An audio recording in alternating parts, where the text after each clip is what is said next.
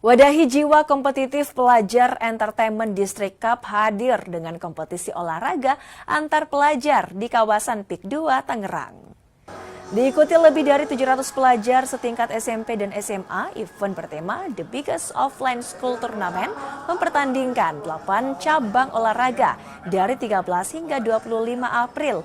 Mulai dari basket 3x3, dance, bowling, go-kart, hingga e-sport Mobile Legend Bang-Bang memperebutkan total hadiah 150 juta rupiah dalam rangka perayaan Hari Jadi Entertainment District yang pertama ini. Penyelenggara bilang, turnamen olahraga antar pelajar ini bertujuan untuk mengarahkan energi besar pelajar ke arah positif melalui olahraga, baik olahraga modern maupun konvensional.